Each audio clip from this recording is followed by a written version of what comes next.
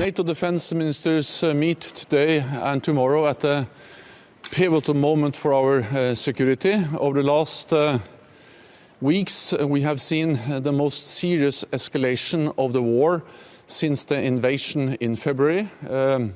Russia is mobilizing tens of thousands of new troops. They are trying to illegally annex new Ukrainian lands, and we have seen the indiscriminate strikes against Ukrainian cities. And then, of course, we also have heard the veiled nuclear threats coming from Moscow. All of this makes this the most serious escalation since February. Today we will meet with the Ukrainian Defense Minister, Minister Resnikov, and the message from NATO allies will be that we are steadfast in our support to Ukraine, that we are prepared for a long haul, and that we will support them for as long as it takes. There will be a meeting with Minister Resnikov in the US-led contact group for Ukraine, and also dinner with NATO ministers later on today, where we will address how to ramp up support for Ukraine, and the top priority will be more air defense for Ukraine.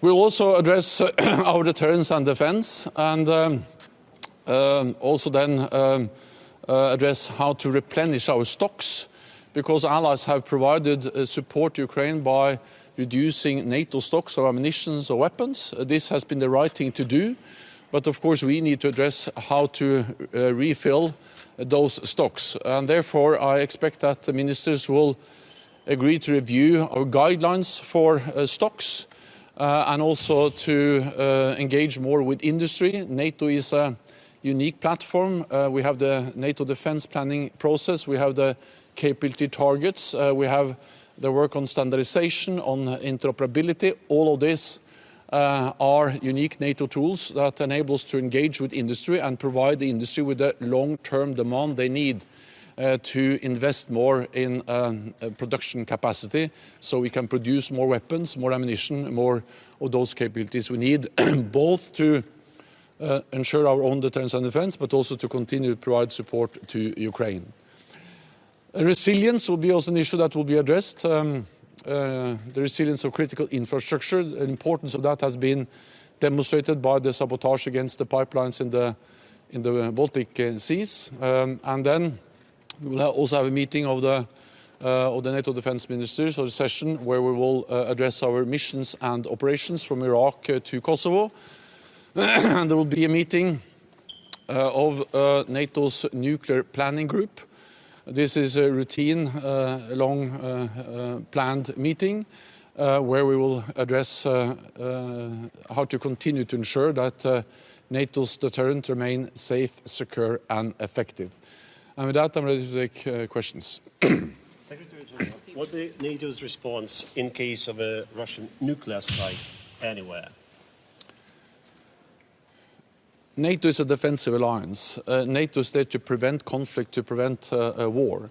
And therefore, we have strengthened our deterrence to send a very clear message to Russia that we are there to protect and defend all allies.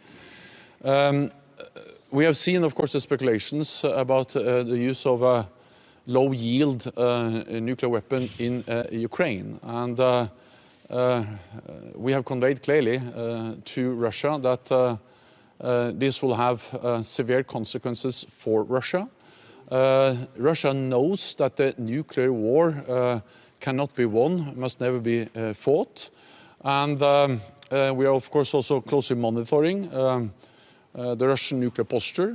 We haven't seen any changes in the nuclear posture of Russia, but we will remain vigilant. We will continue to monitor closely because the nuclear threats, the nuclear rhetoric and the veiled threats from Russia are dangerous and reckless.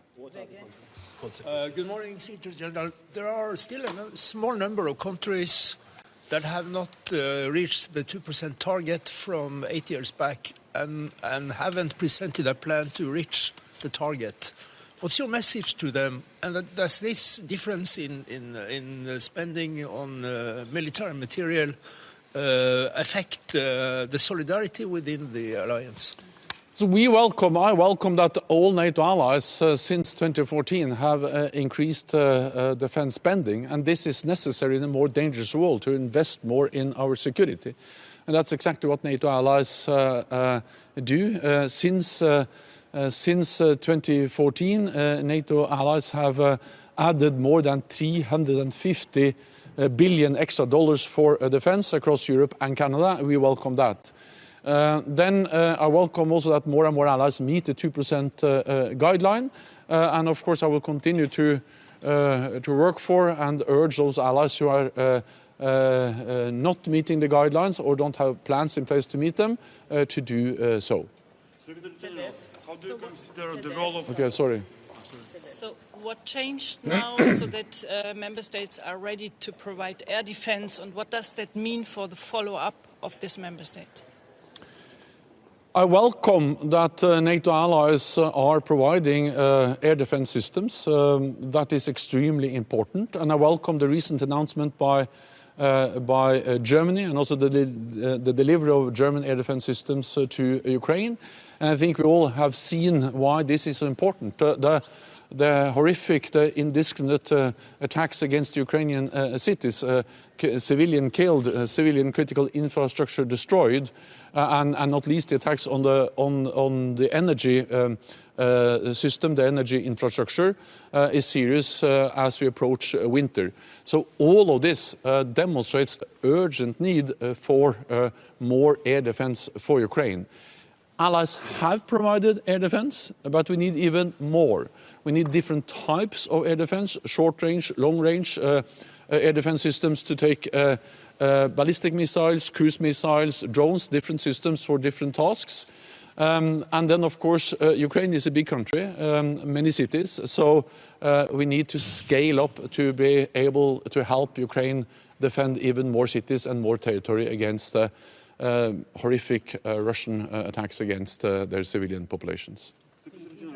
According to NATO, what is the role of Lukashenko regime as an ally of Vladimir Putin in this war? Well, I expect that the Lukashenko regime stop being complicit to this war. We have seen how Belarus has been used as a staging area for missile launches, air attacks against Ukraine, and President Lukashenko should stop helping supporting the Russian war efforts.